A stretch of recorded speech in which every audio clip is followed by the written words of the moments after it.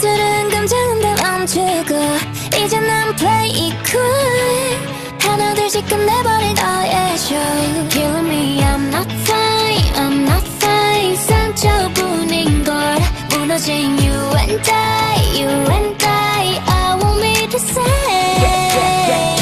주인공이 나만 모노 눈물 드라마이든 줄 알았던 two hearts 기억해도 결국엔 넌 loser 후회할 거야 Make me crazy just another girl's life 경고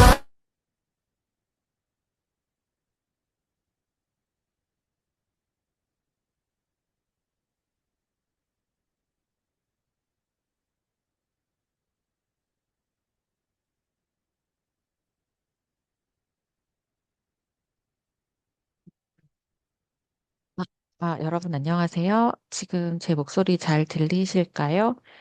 지금 녹화가 되고 있죠? 네. 오늘 지금 공인 노무사 민법 처음 들어가는데요. 여러분들이 책 없이도, 그러니까 물론 책이 있어야 수업을 들으실 수는 있지만, 항상 책을 들고 다니면서 공부를 하실 수는 없잖아요. 그래서 여러분들께서 책 이제 걸어 다니실 때, 아르바이트 하실 때, 또는 운동하실 때, 이렇게 여러 가지 상황에서도 공부를 하실 수 있게끔 제가 음성으로만 녹화를 하고 있고요. 이거를 이제 유튜브에다가 올려서 여러분들 도움이 되실 수 있도록 그렇게 하려고 합니다. 그래서 지금 이제 녹화를 하고 있고요. 녹화하는 이제 배경 화면이 필요해서 화면 공유가 필요해서 제가 인공지능으로 마이 멜로디를 만들었습니다. 어, 인공지능한테 제가 부탁을 할 때 마이 멜로디가 공부하는 모습을 그려주고 창밖에는 눈이 내리고 있었으면 좋겠다. 그리고 따뜻한 차가 연기가 올라와야 된다. 그리고 책상에는 LG 노트북, 그램 노트북이 있어야 된다. 그리고 민법전을 올려달라고 했는데 자꾸 범전이라고 하는 거예요. 얘가 두 번이나. 그래서 안 돼서 시빌 코드로 바꿨는데 오늘 들어갈 내용이 민법 서론에 관한 것입니다. 그래서 앞부분은 사실은 어려운 부분은 없는데요. 이게 기본적인 부분이라서 만약에 이제 이런 부분이 나와서 틀리게 되면 타격이 있으니까 이런 부분들은 그냥 귀로 듣고 여러 번 반복하셔서 들으시면 될 것 같습니다. 2026년 노무사 일정이 나왔는데요. 일단 원서 접수가 3월 30날부터 4월 3일까지고요. 시험은 5월 23일에 봅니다. 여러분들께서 이제 노무사 시험에 대해서 좀 걱정을 많이 하시는데요. 노무사 시험이 그렇게 어려운 시험은 아닙니다. 그래서 1차 시험 같은 경우는 어떤 절대 평가이기 때문에요. 1차 시험을 한번 쳐보시면 훨씬 더 좀 이렇게 자신감이 붙는다고 해야 될까요? 그래서 여러분들께는 이제 그리고 좀 이렇게 좀 벼락치기를 할 수도 있고요. 그 다음에 이제 공인노무사, 그러니까 이게 제가 벼락치기라고 말씀을 드린 이유는 여러분들께서 연령대가 젊으시기 때문에 체력적인 부분에서 좀 몰아서 할 수 있는 부분이 있습니다. 그리고 또 우리가 재학생이잖아요. 그러니까 재학생의 경우에는 우리가 1학기 때 접수하고 시험을 치기 때문에 기말고사 전이라서 시험 부담도 좀 덜합니다. 그래서 한번 도전해 보실 만 하거든요. 그래서 요번 시험은 편안한 마음으로 한번 도전을 해본다라고 생각을 하시되 꼭 다 한 번쯤은 접수를 하셨으면 좋겠습니다. 그리고 이제 공인 노무사 자격증을 취득하면 물론 노무사로도 활동을 할 수가 있지만 기업에서도 인사과 노무 담당이 되어서 일단 자격증을 통해서 굉장히 큰 메리트가 있습니다. 그래서 1차 시험에 이제 노동법 1, 2, 민법, 사회보험법, 영어 이렇게 되는데 영어는 이제 토익 점수로 가름이 되는 걸로 제가 알거든요. 그러니까 선택 과목이 경제학, 원론, 경영학, 개론 중 한 과목이 있는데 1차 시험에 노동법이 두 개가 들어가고 민법이 들어가는데 우리가 이제 방학 때는 민법을 출발해서 그다음에 영어는 이제 여러분 토익 준비를 하셔서 가름을 하시는 쪽으로 하고요. 노동법과 민법을 좀 빠르게 한번 붙어보는 게 저는 좀 목적입니다. 목표입니다. 왜 그러냐면 민법을 시작을 해서 하시면 어쨌든 학과에서 우리가 법학과이기 때문에 민법 과목도 대비가 되어서 공부를 하는데 이제 좀 두 마리 토끼를 잡을 수가 있거든요. 영어 같은 경우는요. 공인 영어 성적으로 대체가 가능하고 인정 기간이 5년이라고 합니다. 그러니까 지금 따놓으시면 5년 동안 또 편안하게 준비를 하실 수가 있고요. 노동법이 이제 두 개가 들어가고 민법, 사회보험법 이렇게 들어가는데 노동법 1과 노동법 2가 이제 핵심적이다. 왜냐하면 이제 노무사기 때문에 노동법에 대한 내용이 또 들어가야 되는데, 노동법 같은 경우는 좀 공부를 깊게 하셔야 됩니다. 왜냐하면 2차 시험 때 심화된 내용을 접하게 되기 때문에요. 노동법을 좀 꼼꼼하게 보셔야 되는데, 노동법이 이제 민사특별법처럼 이렇게 민법에서 분화가 되어서 발달이 된 그런 학문이기 때문에 노동법도 제가 강의를 해드리려고 합니다. 그 노동법을 아예 이제 학부 수업에서 개설을 하려고 했는데요. 저희가 이제 전공 수업을 개설할 수 있는데 여러 가지 조금 조율을 해야 될 부분이 있어서 노동법을 열게 되면 물권법이나 다른 과목을 개설하는데 조금 어려움이 있어서 노동법을 따로 열기는 좀 어렵고 그래서 제가 대신에 이렇게 여러분한테 따로 강의를 준비를 했습니다. 그다음에 이제 노동법 같은 경우는 노무사 시험 같은 경우에서는 노무사 1차 시험에서 민법이 노동법하고 필수 과목인데 민법이 조금 논리적 사고력 그리고 문제 해결력을 묻기 때문에 조금 민법은 좀 어려워하시기도 해요. 근데 제가 경험상 학생분들 준비하는 걸 보니까 제가 이제 우리 계명대 학교 오기 전에 다른 학교에서도 강의를 했었을 때 보면 그렇게 너무 어렵게 나오진 않습니다. 굉장히 민법 자체가 분량이 많기 때문에 좀 깊이 있게 보기보다는 넓게 보시는 것을 추천을 합니다. 그래서 민법을 학습하면 계약이나 손해배상, 권리 행사 등 실생활에서 마주칠 수 있는 다양한 법적 이슈를 이해할 수 있게 됩니다. 그래서 민법 자체도 좀 공부를 하면서 중간중간에 좀 깊게 들어갈 부분들은 깊게 들어가면 되고요. 사회보호법 같은 경우는 좀 실무적인 영역이라서요. 이런 부분들은 이제 좀 많이 기출되는 부분을 위주로 보시면 되고요. 노동법과 민법을 먼저 공부를 하시면 사회보험법은 조금 더 상대적으로는 어렵지 않게 준비가 가능하실 겁니다. 그래서 사실은 영어 성적을 미리 확보를 하시고 노동법, 민법, 사회보험법 이렇게 공부를 하는 거를 추천을 하는데 저는 이제 노동법이 민법의 특별한 법이기 때문에 민법을 좀 먼저 하고 그다음에 이제 노동법을 공부하시는 거. 우리는 스케줄을 그렇게 짰고요. 그다음에 이제 선택 과목이 있는데 경제학 원론하고 경영학 원론이 있어요.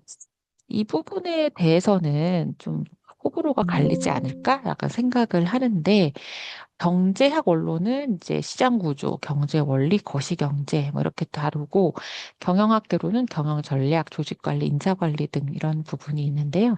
이런 부분들은 이제 좀 과목 특성이 있기 때문에 학생들마다 좀 따로 자기가 원하는 거를 선택을 하면 될 것 같아요. 어쨌든 우리가 노무사 1차 시험을 달려가기 위해서 일단 민법, 노동법 1, 2 이렇게 공부를 해야 되고 그 다음에 중요한 거는 영어 성적을 미리 받아두시는 게 중요한데요. 영어 성적을 미리 받아두시면 5년 동안 유효하니까 영어 성적도 토익을 항상 준비를 하셔야 됩니다. 그래서 방학 때는 방학 때는 영어 공부를 하시는 거 초점을 좀 두죠. 저는 이제 한 강좌를 35분에서 40분 정도로 생각을 하고 있어요. 여러분들이 편하게 걷거나 운동을 하실 때, 러닝머신 있잖아요. 트레드밀 달리면서 한 35분 정도 공부를 하시는 거를 목표로 하고 있거든요. 그래서 중간에 음악도 좀 들려드리기도 할까 생각도 하고 있는데, 어쨌든 이제 여러분들 이렇게 해서 좀 손에 책을 이제 독서실이나 도서관에서 공부를 하실 때 당연히 보실 수도 있고요. 복습을 할 때는 이어폰만 꽂으시면 이동하실 때나 아르바이트 하실 때나 아니면 이렇게 운동하실 때 들을 수 있도록 그렇게 생각하고 있습니다. 저희 교재가 있죠. 교재가 공인노무사 민법 EBS에서 나온 거고요. 출판사는 시대에듀, 교육방송 2026년 공인노무사 민법이고 1차 시험 필수 과목 이렇게 쓰여져 있습니다. 그래서 4페이지에 보시면 민법의 의의라고 되어 있는데요.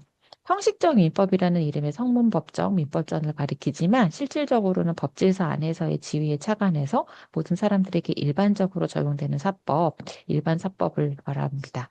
일반 사법이라는 거는요, 일반 사람들한테 다 적용된다는 뜻이거든요. 사법이라는 게 개인 간에 적용되는 법률 관계라는 뜻이잖아요. 여러분들 채권, 총론 강론 시간에도 다 반복을 했었는데요. 민법의 성질, 사법으로서의 민법, 공법과 사법은 어떤 게 있느냐? 공법이랑 사법을 구별한다라는 것은 주체, 그러니까 그게 주체설이라가 통설인데요. 국가나 공공단체 상호간 또는 또 사인 간의 관계는 공법관계다. 그러니까 국가나 공공단체끼리 무슨 법률행위를 한다든지 아니면 국가나 공공단체랑 일반 사인, 일반 개인들의 관계가 공법관계고 사인 간, 일반 사람들 간, 그러니까 그런 주체가 국가나 공공단체가 아닌 경우에 관계는 사법관계로 보는 그 견해를 주체설이라고 하는데요. 주체설에 의하면 당연히 민법은 사법에 속하죠. 민법은 이제 모든 사람이 평등하다, 동등하다라는 상황에서 이제 거래나 계약을 하는 거를 주로 다루기 때문에 사법 관계라고 생각을 하시면 되는데, 그러면 도대체 사법의 내용은 무엇이냐? 사법에서의 사자는 프라이빗, 영어의 프라이빗이라고 할 때 사자인데요. 민법의 내용에는 재산 관계와 가족 관계가 포함이 되어 있고요. 재산 관계를 규율하는 법을 재산법, 물권법, 채권법이라고 하고요. 가족 관계를 규율하는 법을 가족법, 친족, 상속법이라고 합니다. 자, 일반 사법으로서의 민법이 있는데요. 민법은 일반법으로 사람, 사항, 장소 등의 특별한 제한이 없이 일반적으로 적용되는 법입니다. 한편 특정한 사람, 사항, 장소에 관하여만 적용되는 법이 특별사법인데요. 그러니까 누구나 대한민국 국민 누구나 적용되는 거는 민법이고 일반법이고 그다음에 특별한 상황에 놓인 사람들만 적용되는 게 특별사법인데 일반법과 특별법을 구별하는 실익이 일반법과 특별법이 충돌하게 되면 특별법 우선의 원칙에 따라서 특별법이 먼저 적용되고 특별법이 규율하지 않는 사항에 대해서는 일반법이 적용된다는 그런 규정, 그런 어떤 기준을 가지고 있습니다. 자, 그러면 일반법으로서의 민법인데, 그러니까 일반 사법으로 생각을 하시면 될 거예요. 모든 사람한테 적용이 되는 법. 실체법은 뭐냐? 민법은 실체법으로 직접 법률 관계의 자체, 법무의 권리나 의무에 관해서 규율하는 법인데요. 그러니까 실제로 그냥 적용이 되는 거예요. 근데 절차법이라는 거는 소송법 같은 거, 집행법 같은 거거든요. 그러니까 정말 절차는 권리 의무를 실행하는 그 절차에 관한 법이고요. 민법은 실체법으로서 직접 법률 관계 자체에 대해서 규율이 됩니다.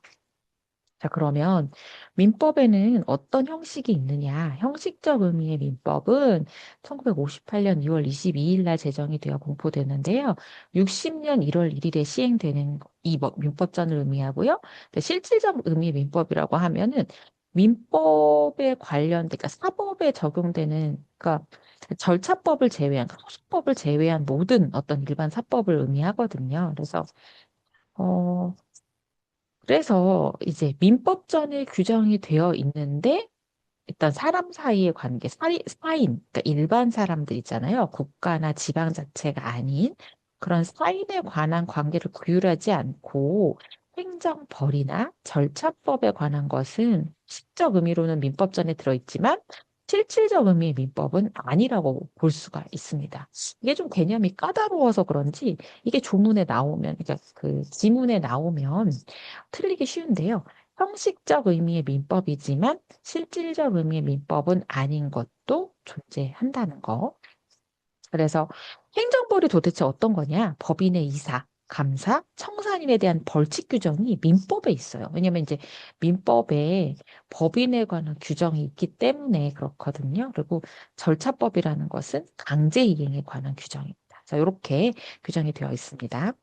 자, 민법의 법원, 법원이라는 거는요, 이게 그 진짜 실제로 우리가 뭐 부산지방법원, 뭐 대구지방법원, 법원에서 판단을 할 때 그 규율의 근거가 되는 것이 법원인데요.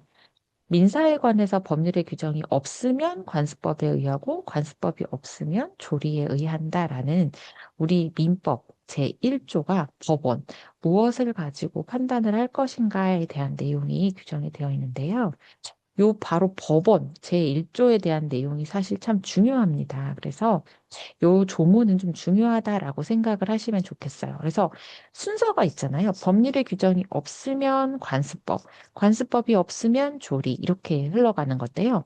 그 법률의 규정, 그러니까 법률에 사실은 민법도 들어가고 특별법도 들어가고 하잖아요. 그러니까 웬만한 법 규정이 없으면 그때 관습법, 그것도 없으면 조리 이렇게 생각을 하시면 되겠습니다.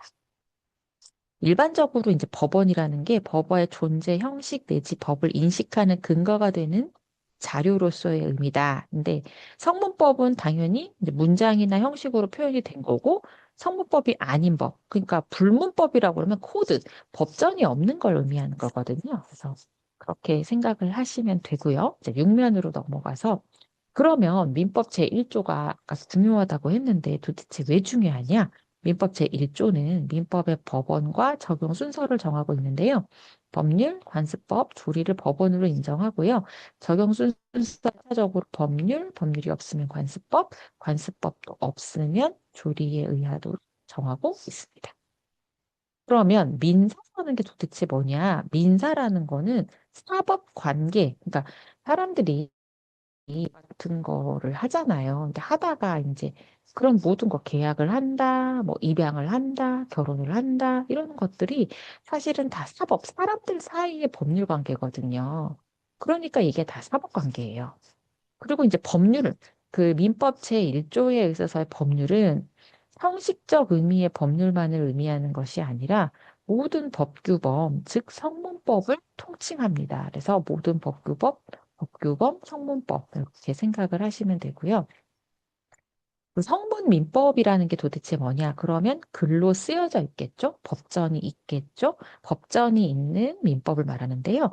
법률, 명령, 대법원 규칙, 조약, 자치법을 성문 민법이라고 하고요. 그 중에 형식적 의미의 법률이 법률인 거예요. 그래서 헌법이 정하는 절차에 따라 제정되고 공포되는 것이 형식적 의미의 법률이다. 그러면서 민법전도 있고요. 민법전 말고도 법은 많잖아요. 근로기준법 같은 것도 있고요. 뭐 여러 가지 노동법 그런 것도 있잖아요. 그러니까 이런 것들 다 법률에 속하는데요.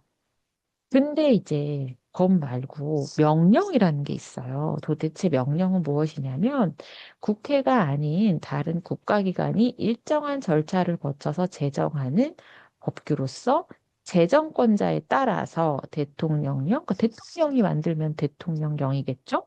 총리가 만들면 총리령이고요. 무령 이렇게 나뉘어지는데 명령이라는 것도 사실은 민사에 관해서 규정하고 있으면 민법의 법원이 됩니다. 그래서 재판상 규범이 될 수가 있는 거죠. 대법원 규칙이라는 건 뭐냐면 대법원은 법률에 저촉되지 않는 범위 안에서 소송에 관한 절차, 법원의 내부 규칙, 사무관리에 관한 규칙을 제정할 수 있는데 만들 수 있다고 되어 있어요. 헌법 제108조에. 이러한 대법원 규칙이 민사, 그러니까 사람들 사이의 법률 관계 있잖아요. 민사에 관한 것이라면 민법의 법원이 됩니다. 조약도 민사에 관한 것이라면 법원성이 긍정이 된다. 자치법이라는 것은 지방자치단체가 법률의 범위 내에서 그 사무에 관해서 제정하는 건데요. 조례나 규칙. 이제 자치법은 행정법 들으실 때 들어보셨을 것 같아요. 우리 김영수 교수님이 강의하시는. 그래서 조례나 규칙 속에 민사법규를 포함하는 경우에는 민법의 법원이 될 수도 있습니다. 그러면 성문민법은 여기까지 우리가 알아봤는데 불문민법은 뭐냐? 불문민법이라는 거는 코드, 법전으로 정하여져 있지 않은 것입니다. 근데 우리도 민법 제1조에 보면 관습법, 조리 이런 단어가 들어있잖아요. 그래서 이런 부분이 불문민법, 뭐 법전에 쓰여져 있지는 않지만 재판의 규범으로서 쓰일 만한 거, 그거를 이제 불문민법으로 관습법이나 조리가 있는데 이제 학설 중에 판례와 헌법재판소 결정에 대해서도 뭐 검토를 하시는 분들이 있는데요. 우리는 일단은 관습법 조리까지 보시면 되겠어요. 관습법이라는 거는요, 어떤 거냐면은요, 10년도에도 기출이 됐었는데요. 사회의 거듭된 관행으로 생성한 사회생활 규범이 사회의 법적 확신과 인식에 의해서 법적 규범으로 승인이 이르는 것을 말하고. 그러니까 여러분, 법적 규범으로도 승인이 돼야 돼요. 그러니까 그냥 법적 확신만 있으면 안 되고요. 아, 이게 법규범이다라는 승인이 좀 있어줘야 돼요. 관습법은 바로 법원으로서 법령과 같은 효력을 갖는 관습으로서 법령에 저촉되지 않는 한 관습법이 있는데요. 법에 어긋난다. 그러면 효력이 없는 거예요. 그래서 법에는 어긋나지 말아야 돼요. 그래서 법령과 같은 효력을 갖는 관습으로서 법령에 저촉되지 않는 한 법칙으로서 효력이 있다라고 대법원 판례가 말하고 있습니다. 관습법은 관행의 존재와 관행에 대한 일반적인 법적 확신의 취득으로 성립을 합니다. 어떻게 성립한다고요? 관행이 존재를 해야 되는데요. 관행에 대한 법적 확신이 있어야 돼요. 이게 다 필요합니다. 그래서 이런 얘기가 있어요. 이제 쉽게 이해를 돕자면 이제 명절에 모여서 식구들끼리 친척들끼리 그 그림을 맞추는 민속 놀이를 하신다고 했을 때 우리 동네에서는 이거를 점수를 주는데, 어, 건너 동네에서는 점수가 안 준단 말이야. 그러면은 관행이 존재만 한다라고 해서 그거를 관습법이라고는 볼 수가 없는 거죠. 왜냐하면 법적 확신, 이건 법이야.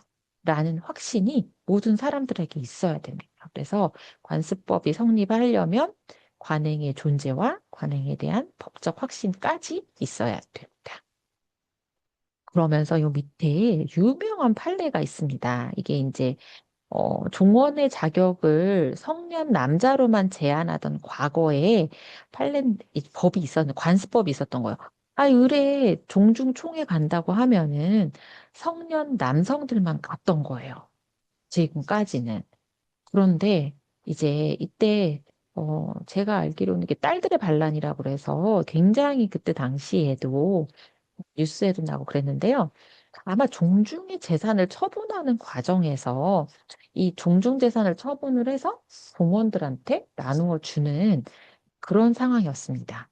그런데 이제까지는 종원이라고 하면 성년의 남자로만 제한이 되고 있었기 때문에 여성에게는 종원의 자격을 부여하지 않았었단 말이죠. 그래서 거기에 대해서 종래 관습에 대해서 우리 사회 구성원들이 가지고 있던 법적 확신은 상당 부분 흔들리거나 약화되어 있고 무엇보다 헌법을 최상위 규범으로 하는 우리 전체 법 질서에는 개인 존엄과 양성의 평등을 기초로 한 가족 생활을 보장하고 가족 내 실질적인 권리와 의무에 있어서 남녀의 차별을 두지 아니하며 그러니까 요즘에는 뭐 옛날에는 그쵸. 남성 위주의 경제 활동을 영위했기 때문에 아빠가 돈 벌어 아들들이 농사를 짓고 이랬단 말이죠. 농경사회였으니까 이제 힘이 있는 물, 육체적으로, 그러니까 물리적으로 힘이 더 있는 남성이 더 우위에 있었는데 그렇지 않죠. 그래서 여성들도 사회생활하고 세금도 똑같이 내고 하는데 왜 딸들은 그러면 종원이 아니냐? 이렇게 시작이 된 겁니다. 그래서 7페이지에 네모 박스 안에 제가 읽어드리겠습니다. 이 판례는 굉장히 중요하기 때문에 읽어드리면서 여러분들이 그 판례의 문장을 뒤에 익숙하게 해놓으시는 것이 좋습니다.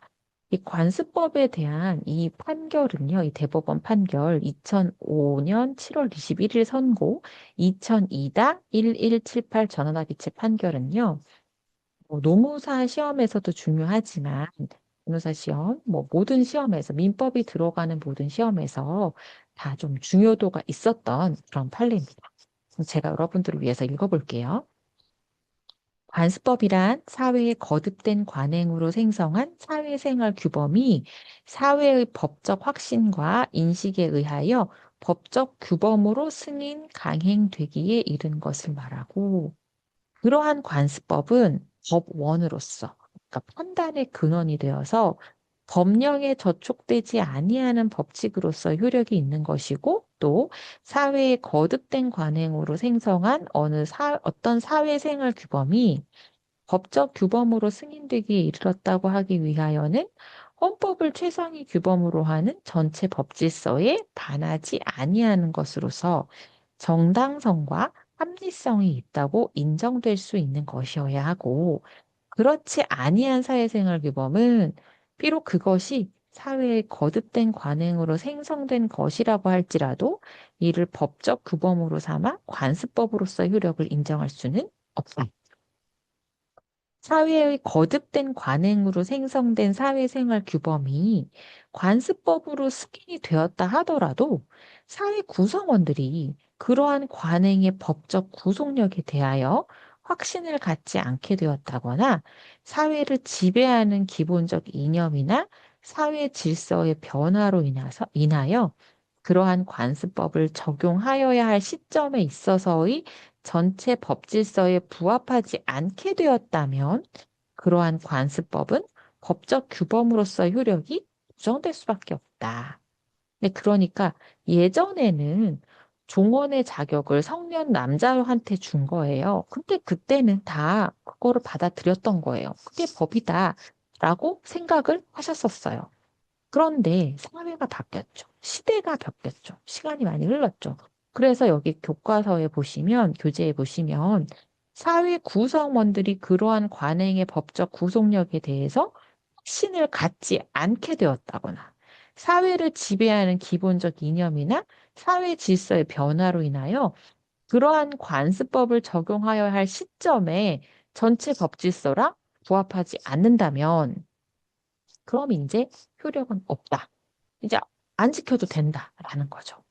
그래서 종원의 자격을 성년 남자로만 제한하고 여성에게는 종원의 자격을 부여하지 않는 종래 관습에 대해서 우리 사회 구성원들이 가지고 있던 법적 확신은 상당 부분 흔들리거나 약화되어 있고 무엇보다도 헌법을 최상위 규범으로 하는 우리 전체 법 질서는 개인의 존엄과 양성의 평등을 기초로 한 가족 생활을 보장하고 가족 내의 실질적인 권리와 의무에 있어서 남녀의 차별을 두지 아니하며 정치, 경제, 사회, 문화 등 모든 영역에서 여성에 대한 차별을 철폐하고 남녀 평등을 실현하는 방향으로 변화되어 왔으며 그러니까 남녀 평등으로 가야 되는데 왜 남자만 종원이냐? 그럼 딸들은 재산을 안 주냐? 이제 이렇게 되는 거잖아요. 앞으로도 이러한 남녀 평등의 원칙은 더욱 강화될 것인가? 종중은 공동 선조의 분묘 수호와 공제사 및 종원 상호 간의 친목을 목적으로 형성되는 종족 단체로서 그러니까 종중의 정의가 여기 들어있어요. 종중은 뭐 하는 데냐면 일단 공통된 선조님을 모셔야 돼요. 그러니까 공통된 조상님을 모셔야 돼요. 그리고 분묘 수호 그러면 이제 묘지를 돌보고요. 그다음에 봉제사, 제사를 모시고요. 그리고 종원 간의 친목을 목적으로. 그러니까 종원들끼리 이제 종원 총회 하시면은 이제 어르신들 오시잖아요. 그러면은 다 같이 삼계탕도 드시러 가시고 그래요. 그렇게 종원 상호 간의 친목을 목적으로 형성되는 종족 단체로서 공동 선조의 사망과 동시에 선조가 돌아가시면 이제 그때부터 후손이 생기잖아요. 자연 발생적으로 성립하는 것임에도 이게 선조가 계시면 후손이 당연히 생기잖아요. 이거는 완전히 자연 발생적으로 생기는 거잖아요. 근데 판례에서 뭐라고 그랬어요?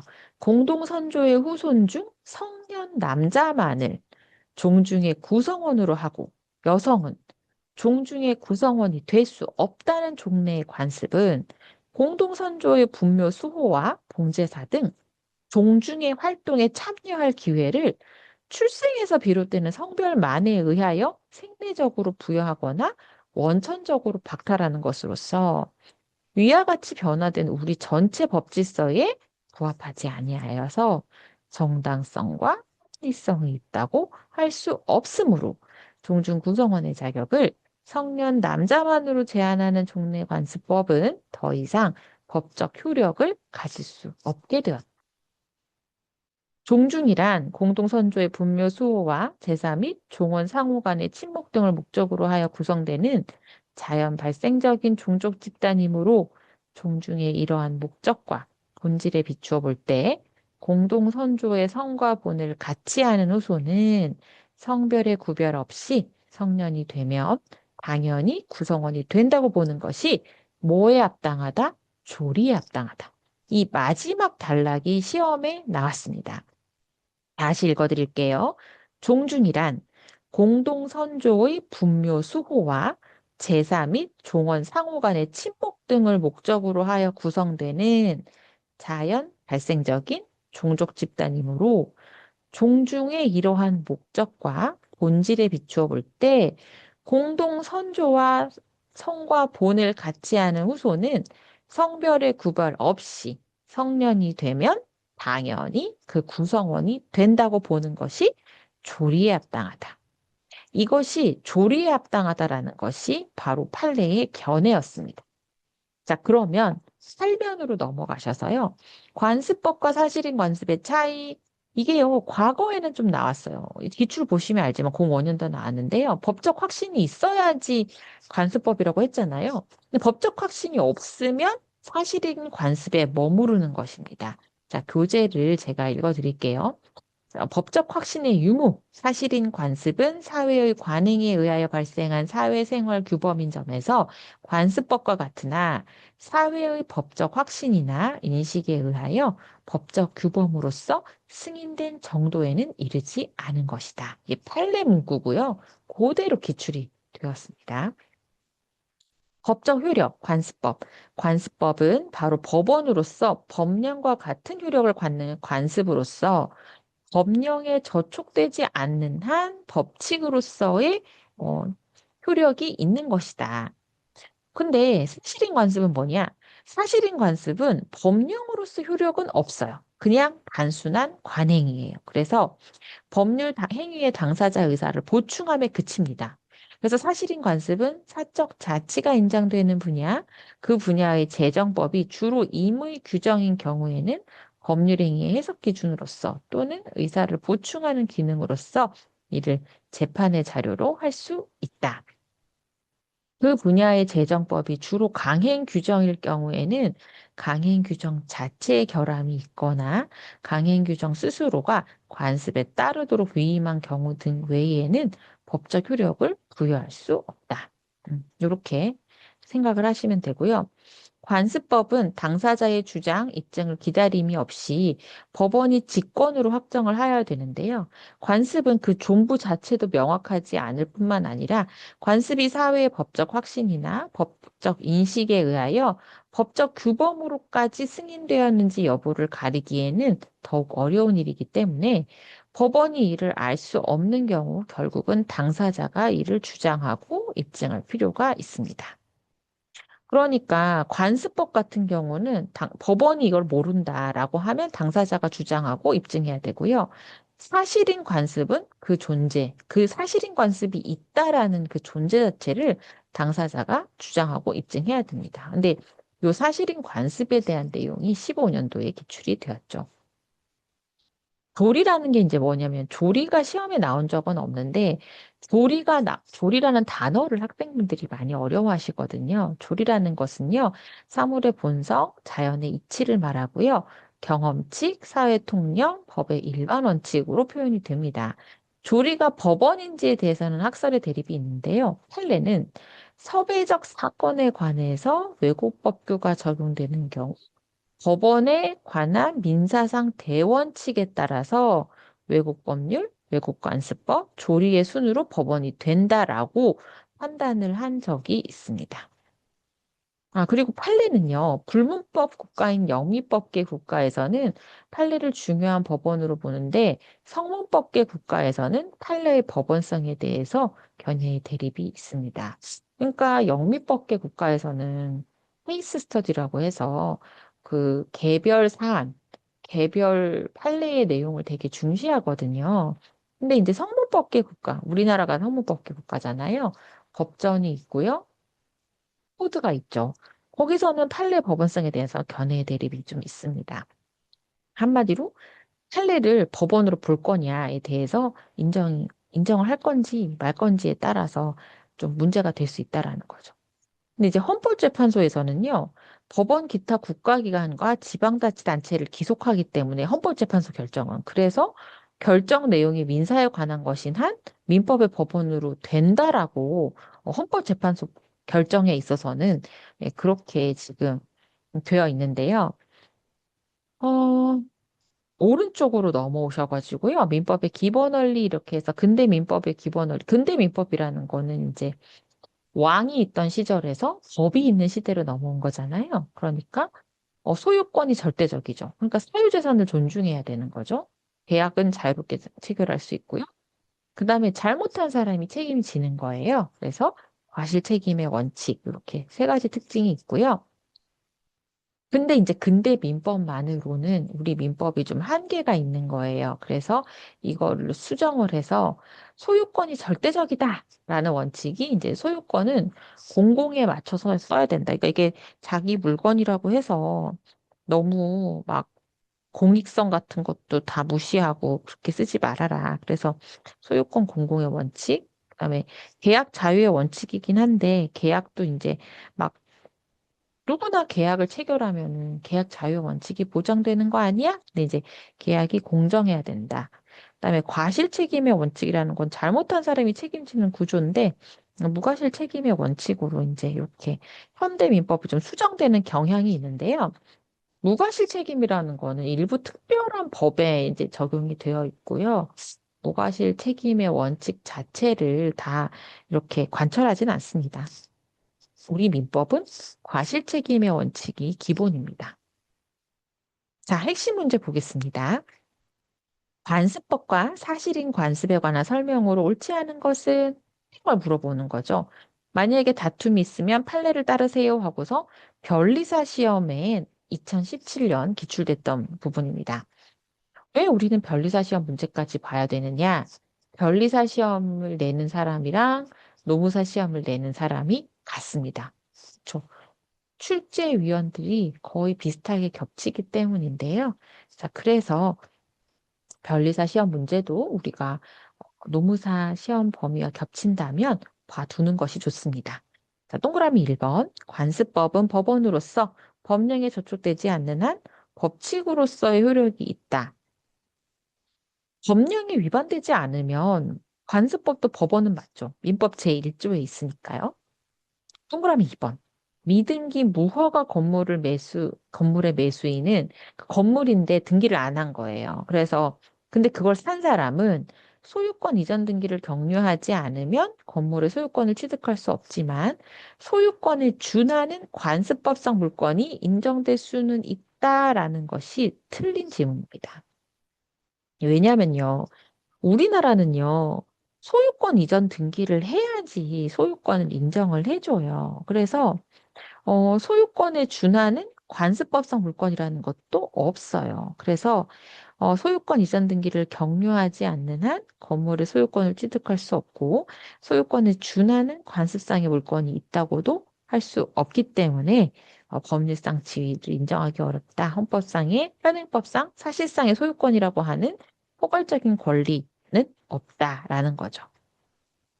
관습상의 물건이라는 건 없어요. 우리나라는 물권 법정주의라서요.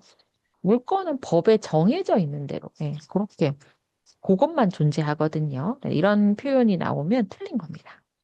동그라미 3번. 종중의 명칭 사용이 그에 관한 관습에 어긋난다고 하여도 그러한 사실만으로 종중의 실체를 부인할 수는 없다. 그렇죠. 종중의 이름이 관습에 어긋난다고 해도 종중이 있는 걸 부정할 수는 없잖아요. 네. 그 다음에 동그라미, 이것도 판례 입장이고요. 동그라미 4번. 사실인 관습은, 아까 사실인 관습이 뭐였죠? 단순한 관행이고요. 당사자 의사를 보충을 할 수는 있지만, 이거 자체를, 이게 사실인 관습을, 어, 어떻게 판단을 할 수 있냐, 법원으로서. 근데 이게 이 분야의 법이 임의 규정이라면, 임의 규정이라는 거는 계약이나 당사자 의사에 따라서 달라질 수 있다는 거잖아요.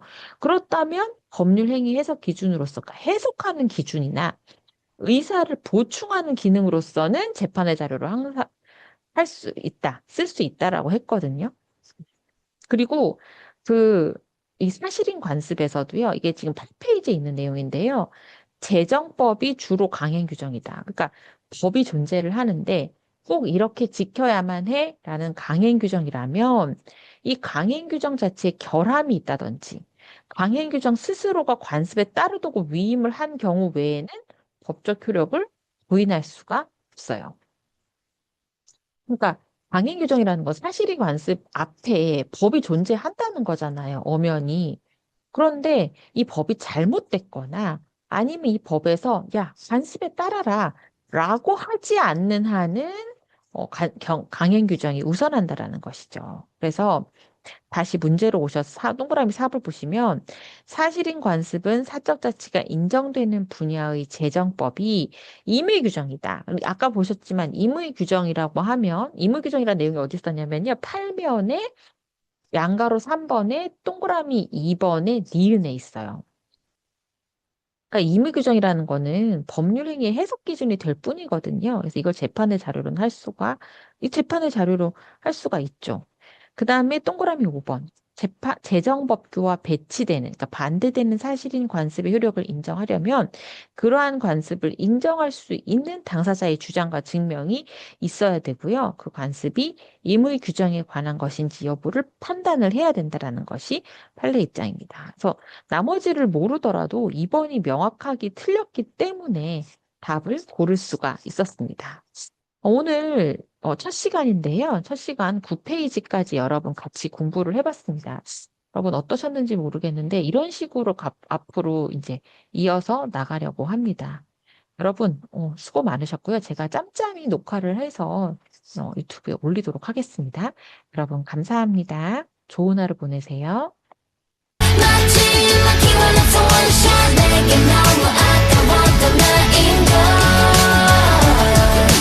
Just another girl stop, yeah. 떼껴버린 너를 보며 몰래 sick love의 슬픔만 할 줄 알아니 변명 따윈 shit 겉으로 넌 인척 타원하지 웃겨 너 달아올라버린 네 얼굴 친구들이 말해준 your rumor 내 얘기일 줄 몰랐던 true parts 기억해도 결국에는 loser 후회할 거야 Make me crazy just another